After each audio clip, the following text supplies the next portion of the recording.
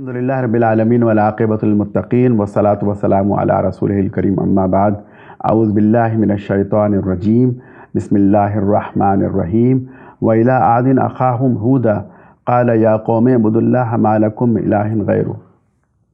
اور ہم نے ہود کو ان کی قوم عاد کی جانب بھیجا تو انہوں نے قوم سے جا کر یہ کہا کہ تم اللہ کی عبادت کیوں نہیں کرتے جس کے سوا تمہارا اور کوئی الہ نہیں ہے۔ معزز حاضرین اور سامعین، آج امام صاحب نے 10ویں تراویح میں سورہ ہود کی باقی آیات 50 سے لے کر 123 تک تلاوت کی اور سورہ یوسف کو مکمل پڑھا۔ سورہ ہود کا کچھ حصہ ہم کل پڑھ چکے ہیں اور جو حصہ آج سے شروع ہو رہا ہے وہ 5ویں رکوع سے شروع ہوتا ہے۔ 5ویں رکوع میں اللہ تعالیٰ نے ہود علیہ السلام اور قوم عاد کا ذکر کیا ہے۔ اللہ تعالیٰ فرماتے ہیں کہ ہم نے قوم عاد کو بہت طاقتور اور طویل الجثہ پیدا کیا تھا، خوشحال اور جسمانی قوت کے لحاظ سے بہت بہتر تھے، اسی بنا پر وہ تکبر کا شکار ہو گئے۔ انہوں نے شرک کیا، بہت سے بت بنا لیے۔ ہود علیہ السلام نے جب انہیں بتوں کی عبادت سے روکا اور ٹوکا تو انہوں نے اس بات کا برا منایا اور انہیں مارنے کی دھمکیاں دیں اور یہ بھی کہا کہ اے ہود، شاید تمہیں ہمارے کسی معبود کی مار پڑ گئی، یعنی اس کی بد دعا کا اثر ہو گیا۔ لیکن اس کے باوجود ہود علیہ السلام نے دعوت کا کام ڈنکے کی چوٹ پہ جاری رکھا۔ وہ دن رات لوگوں کو بتوں کی پرستش سے منع کرتے رہے، لیکن قوم مسلسل سرکشی اور بغاوت پر اڑی رہی۔ بالآخر اللہ تعالیٰ فرماتے ہیں کہ ہمارے عذاب نے ان کو آ پکڑا اور وہ تباہ ہو گئے اور دونوں جہانوں میں، دنیا اور آخرت میں، لعنت کے مستحق ٹھہرے۔ اس کے بعد اگلے رکوع میں اللہ تعالیٰ قوم سمود اور حضرت صالح علیہ السلام کا ذکر کرتے ہیں۔ قوم سمود کے بارے میں اللہ تعالیٰ فرماتے ہیں کہ ان کا رویہ بھی قوم عاد ہی کی طرح تھا۔ وہ بھی بتوں کی پرستش کرتے تھے اور جب صالح علیہ السلام نے انہیں توحید کی دعوت پہنچائی تو انہوں نے ماننے سے انکار کیا اور کہا کہ اگر تم سچے ہو تو معجزہ دکھاؤ، اور پھر یہ بھی کہا کہ معجزہ ایسا ہو کہ اس پہاڑی میں سے اونٹنی برآمد کر کے دکھا دو۔ تو حضرت صالح علیہ السلام نے اللہ تعالیٰ کے حکم سے یہ معجزہ ان کو دکھا دیا، چٹان میں سے اونٹنی برآمد ہو گئی۔ لیکن اس معجزے کو دیکھنے کے باوجود وہ لوگ نہیں مانے۔ نہ صرف یہ کہ دعوت کو نہیں مانا بلکہ اللہ تعالیٰ کی اس علامت، اس معجزے یعنی اونٹنی کو بھی ہلاک کر دیا۔ اونٹنی کی ہلاکت کے بعد صالح علیہ السلام نے ان کو 3 دن کی مہلت دی اور پھر 3 دن کی مہلت کے بعد ایک شدید آواز کے ساتھ، دھماکے کے ساتھ اس قوم کو ہلاک کر دیا۔ اور پھر اللہ تعالیٰ فرماتے ہیں کہ وہ ایسا ہو گئے کہ گویا کبھی اس دنیا میں تھے ہی نہیں۔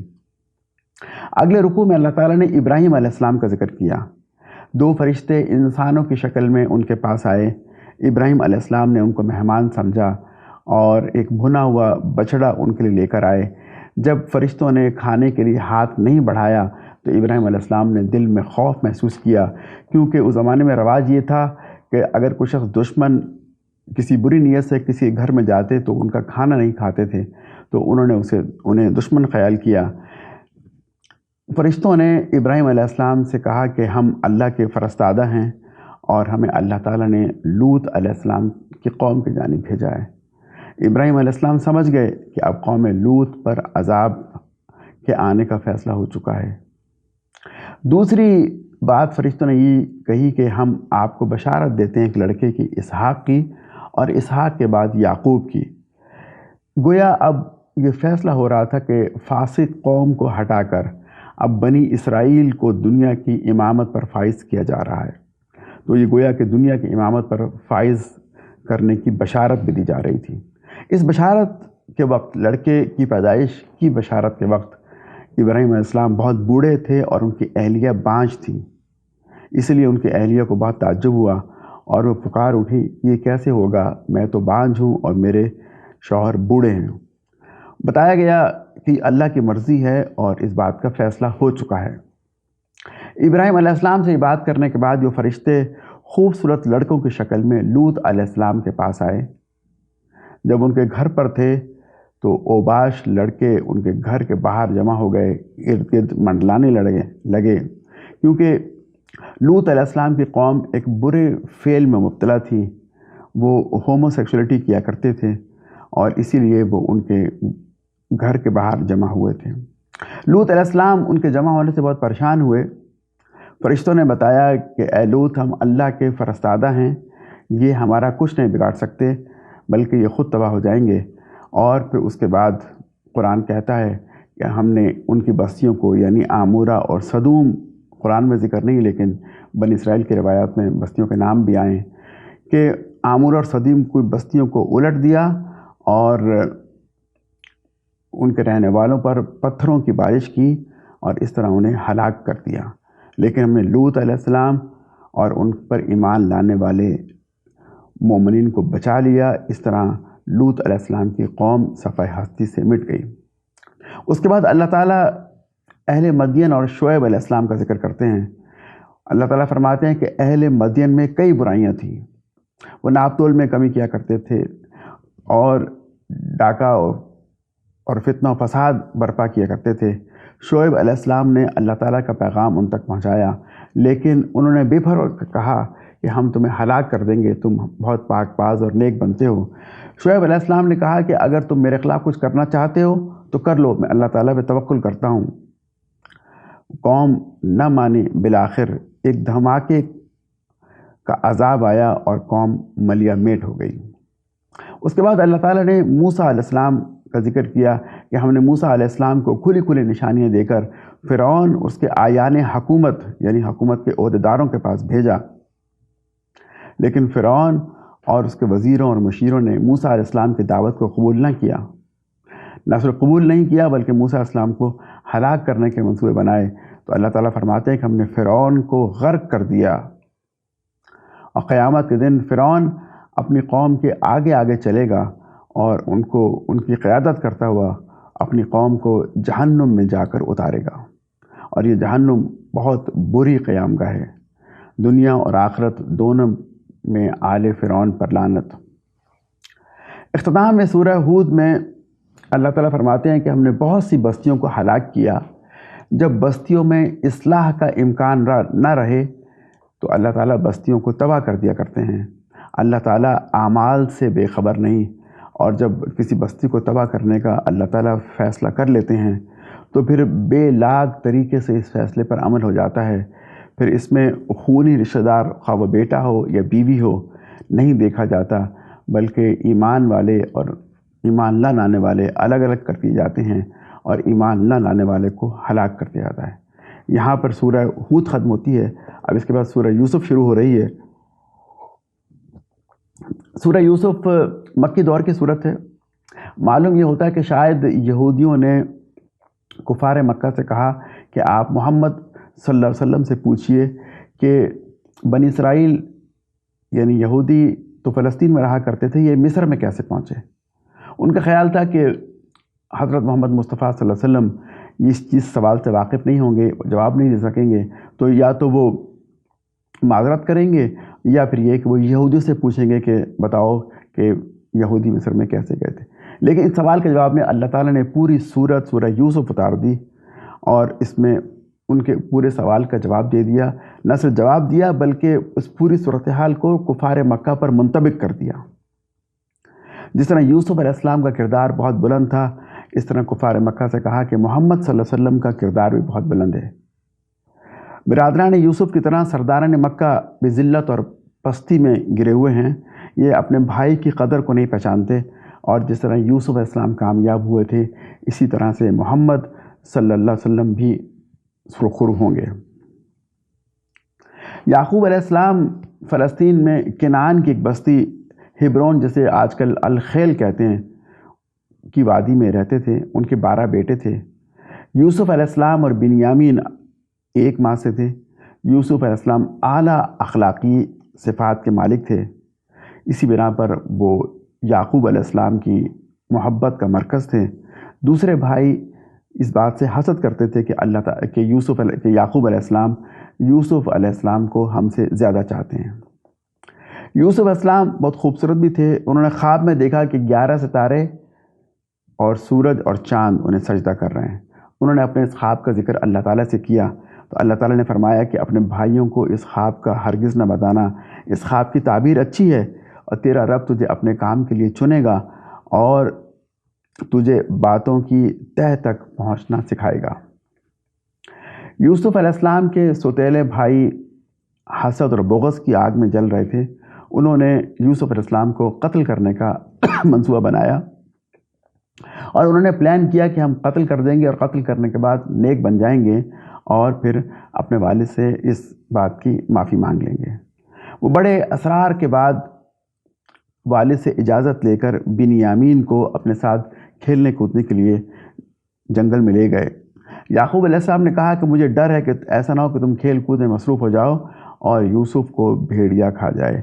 تو انہوں نے کہا کہ نہیں، ایسا کیسے ہو سکتا ہے کہ ہم پورا گروہ ہیں اور ہماری موجودگی میں بھیڑیا ہمارے بھائی کو نقصان پہنچائے، ہم اس کی حفاظت کریں گے۔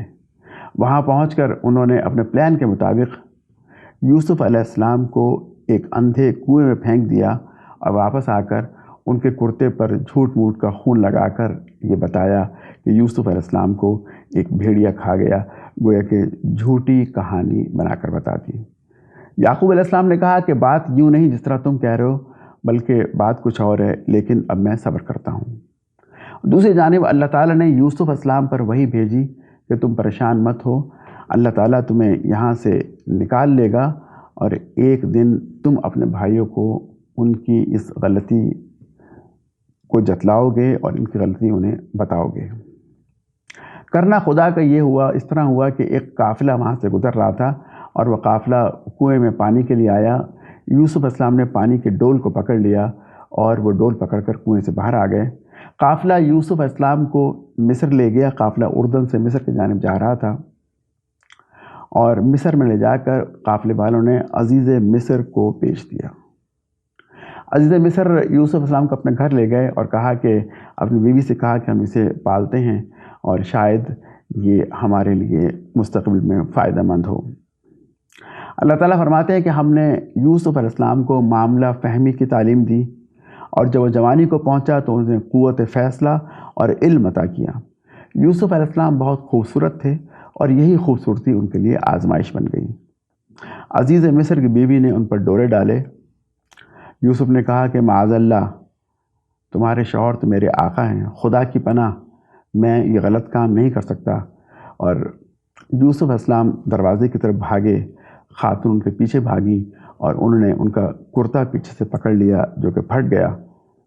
جب دروازہ کھولا تو دروازے پر اپنے شوہر کو موجود پایا اور موجود پاتے ہی ان کی بیوی نے فوراً بات کو بدلا اور کہا کہ تمہارا اس شخص کے بارے میں کیا خیال ہے جو تمہاری بیوی کے بارے میں غلط ارادہ رکھتا ہو؟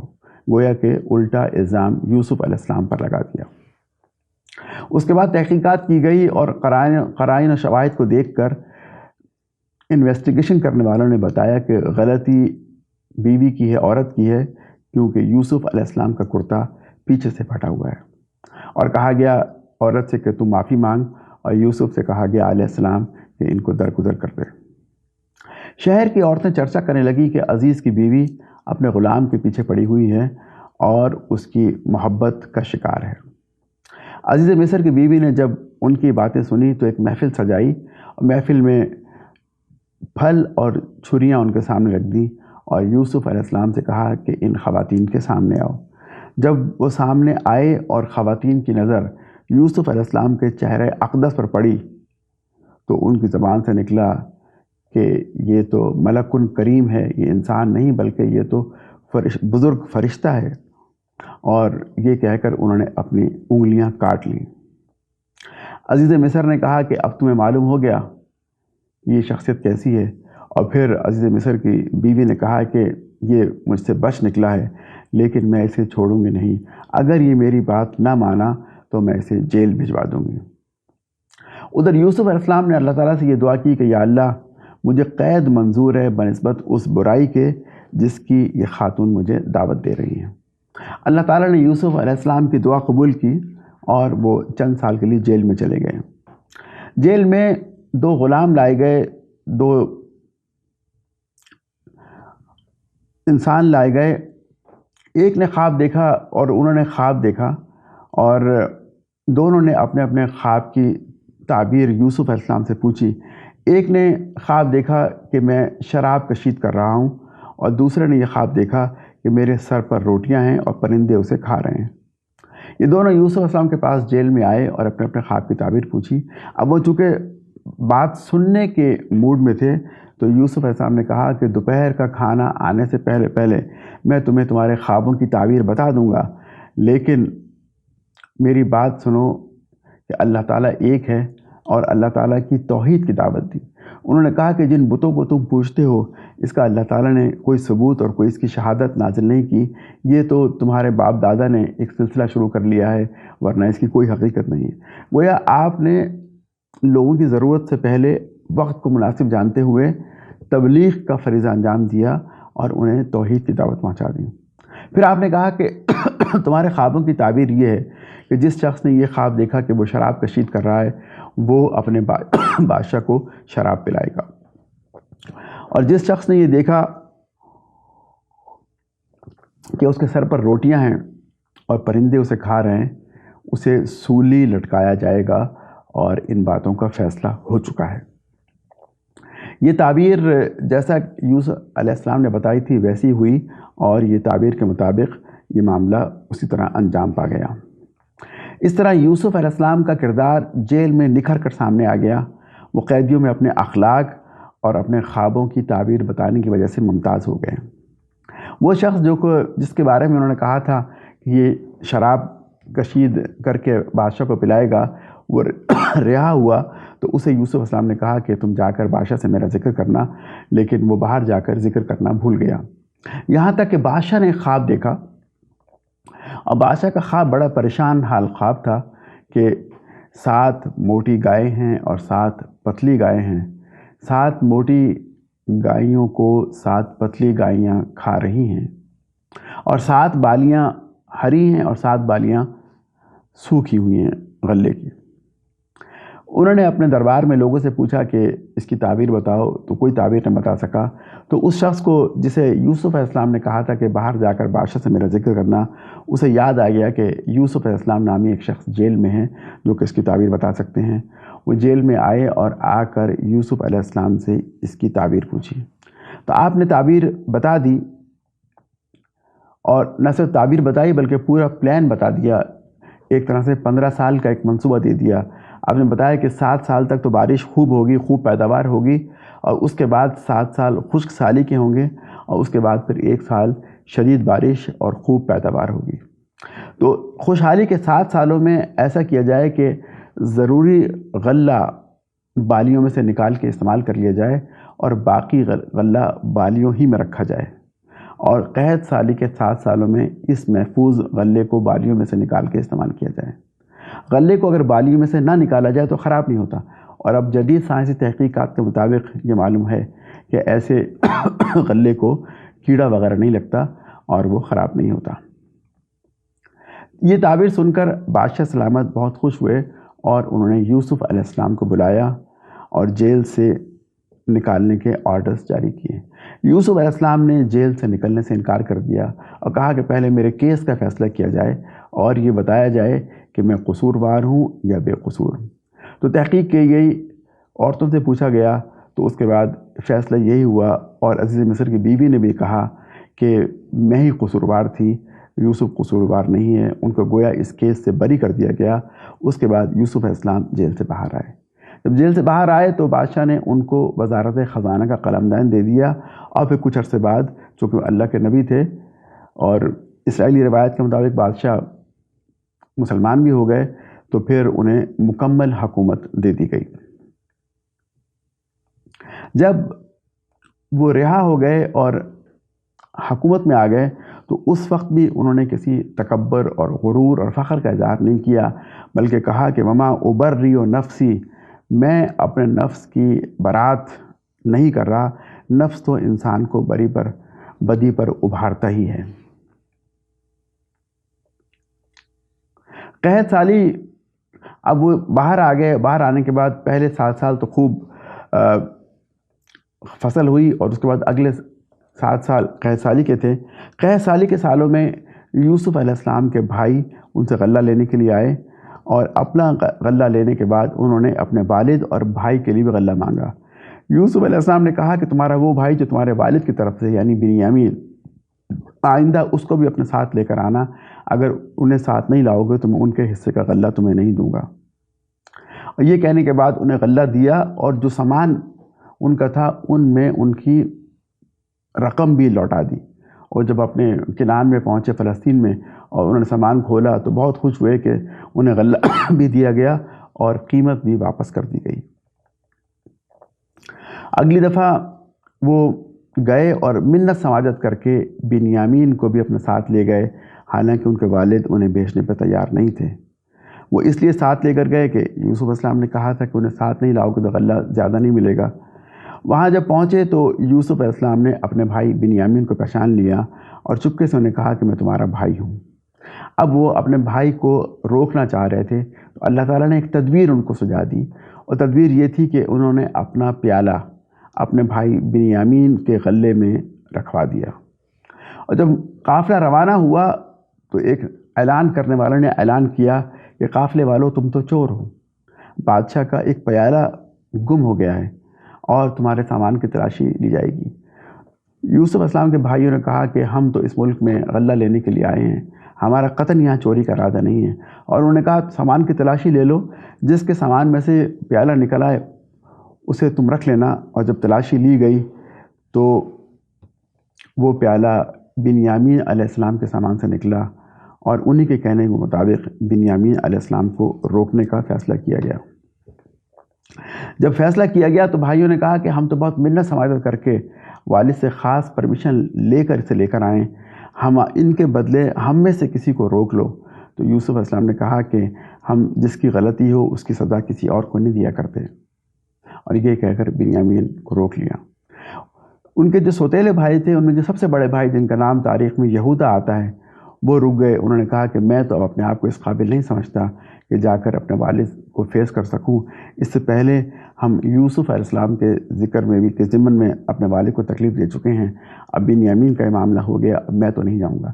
باقی بھائی واپس گئے اور انہوں نے واپس جا کر اپنے والد کو بتایا کہ بنیامین نے چوری کی تھی۔ والد نے کہا کہ ایسا نہیں ہو سکتا، بنیامین نے چوری نہیں کی، لیکن میں صبر کرتا ہوں کہ صبر ہی بہتر ہے۔ اور پھر ان کو یوسف علیہ السلام یاد آ گئے، غم میں پرانا غم بھی تازہ ہو گیا، اور کہا کہ یا آسفا علی یوسف وابیضت عیناہ من الحزن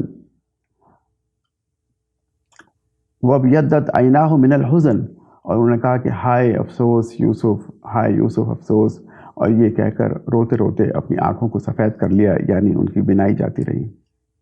اور پھر اللہ تعالیٰ سے شکوہ شکایت کی، کہا کہ انما اشکو بثی و حزنی الی اللہ، میں تو اپنا غم اور اپنی شکایتیں سب اللہ تعالیٰ سے کرتا ہوں۔ یہ وہی بات ہے جس طرح آج کل عرب بھی مشکل پڑنے پر کہتے ہیں کہ شکوہ الی اللہ، ہم اپنی تمام شکایتیں اللہ تعالیٰ سے کرتے ہیں۔ اس کے بعد یعقوب علیہ السلام نے اپنے بیٹوں سے کہا کہ میرے بیٹو جاؤ یوسف اور اس کے بھائی کو تلاش کرو، اللہ کی رحمت سے مایوس مت ہونا، مایوس تو کافر ہوا کرتے ہیں۔ مصر جا کر بھائیوں نے یوسف علیہ السلام سے کہا کہ ہمارے پاس پونجی کم ہے لیکن ہمیں غلہ پورا دیجیے۔ اب یوسف علیہ السلام بولے کہ تمہیں معلوم ہے کہ تم نے یوسف اور ان کے بھائیوں کے ساتھ کیا کیا تھا جب تم نادان تھے؟ تو بھائیوں نے کہا کہ اچھا تو تم یوسف ہو؟ انہوں نے کہا کہ ہاں میں یوسف ہوں اور یہ میرا بھائی ہے۔ یہ کہہ کر یہ سن کر بھائیوں نے اپنے گناہ کا اعتراف کر لیا۔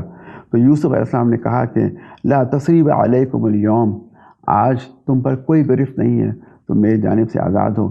اور بھائیوں سے کہا کہ میرا قمیص لے جاؤ، اذهبوا بقمیصی ھذا فالقوه علی وجہ ابی یات بصیرا، اور اس قمیص کو جب والد کے چہرے پر ڈالو گے تو ان کی بینائی واپس آ جائے گی، اور اس کے بعد والد کو اور پورے خاندان کو لے کر یہاں مصر میں آ جاؤ۔ جب قافلہ مصر سے چلا اور ان کے پاس یوسف علیہ السلام کا کرتا تھا تو اس وقت کنعان میں یعقوب علیہ السلام نے کہا کہ مجھے یوسف کی خوشبو آ رہی ہے علیہ السلام۔ لوگوں نے اس بات کو ان کا وہم خیال کیا، لیکن جب یوسف علیہ السلام کا کرتا یعقوب علیہ السلام کے چہرے پر ڈالا گیا تو ان کی بینائی واپس آئی، اور یہ بینائی کا واپس آنا یوسف علیہ السلام کا معجزہ تھا۔ اب بیٹے حیران ہوئے اور وہ یعقوب علیہ السلام سے معذرتیں کرنے لگے۔ اس کے بعد کنعان سے یعقوب علیہ السلام، ان کی اہلیہ اور دوسرے اہل و عیال سب کے سب مصر آ گئے۔ مصر میں آنے کے بعد ان کا بہترین استقبال کیا گیا، جشن منایا گیا، اور یوسف علیہ السلام کے 11 بھائی، 10 سوتیلے اور ایک ان کا سگا بھائی، اور دونوں والدین، یہ سب ان کے سامنے تعظیماً جھک گئے۔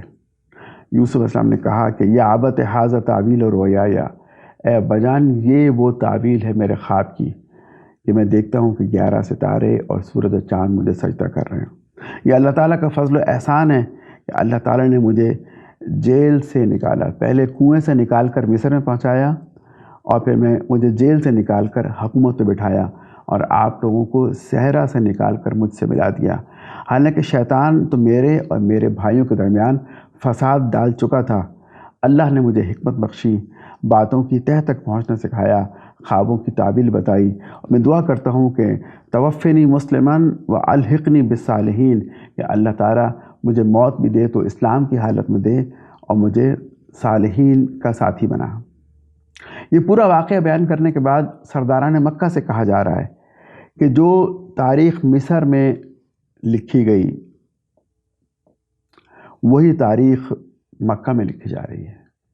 محمد صلی اللہ علیہ وسلم کو مشکلات کا سامنا کرنا پڑا، شعیب ابی طالب کی گھاٹی، غار ثور، قتل کرنے کی سازشیں، بار بار مدینے پہ حملے، یہ مشکلات تمہیں پہنچا رہے ہو، لیکن ایک دن ایسا آئے گا کہ محمد صلی اللہ علیہ وسلم مکے میں فاتحانہ انداز میں داخل ہوں گے، اور داخل ہونے کے بعد پھر وہ وہی بات کہیں گے جو یوسف علیہ السلام نے اپنے بھائیوں سے کہی تھی کہ لا تثریب علیکم اليوم۔ یہاں پر 2 کردار کھل کر سامنے ہو رہے ہیں۔ اس صورت میں دراصل بتایا جا رہا ہے کہ ایک کردار یوسف علیہ السلام کا ہے، جو تمام تر مصائب کے بعد اللہ تعالیٰ پر بھروسہ کر رہے ہیں، اور خوشحالی میں کسی تکبر، حکومت میں شامل ہونے کے بعد کسی غرور کا اظہار نہیں کر رہے، اور دوسری جانب دنیا پرستوں کا کردار ہے جو کہ اللہ کے نیک بندوں کو تکلیف دیتے ہیں۔ گویا کہ اللہ پرست لوگ اور دنیا پرست لوگوں کے کردار کو واضح کیا گیا ہے۔ پھر یہ کہ آخری آیات میں رسول اکرم صلی اللہ علیہ وسلم کی زبان سے کہلوایا گیا ہے کہ قل ھذہ سبیلی ادعو الی اللہ، کہ آپ کہہ دیجئے کہ یہ میرا راستہ ہے، یہ اسلام کا راستہ ہی میرا راستہ ہے، اور جس کی جانب میں تمہیں بلاتا ہوں، علی بصیرۃ انا ومن اتبعنی، اور مجھے پوری بصیرت ہے، میں اس راستے کو صحیح سمجھتا ہوں اور میرے ساتھی بھی اسے صحیح سمجھتے ہیں۔ تو بھائیو، یہ قصے اللہ تعالیٰ نے قرآن میں محفلیں گرمانے کے لیے نہیں بلکہ عبرت حاصل کرنے کے لیے بیان کیے ہیں، اور ہمیں ان قصوں سے عبرت حاصل کرنی چاہیے۔ اور جو بڑی اہم بات اللہ تعالیٰ نے اس قصے میں بتائی کہ اللہ تعالیٰ جو چاہتا ہے ہو کر رہتا ہے۔ لوگ بندوں کو نقصان پہنچانا چاہتے ہیں، لیکن جب اللہ تعالیٰ کی مشیت بندوں کو فائدہ پہنچانا چاہتی ہے تو کوئی اسے روک نہیں سکتا، اور وہ فائدہ اسے پہنچ کر رہتا ہے۔ وآخر دعوانا الحمدللہ رب العالمین، والصلاۃ والسلام علی رسولہ الکریم۔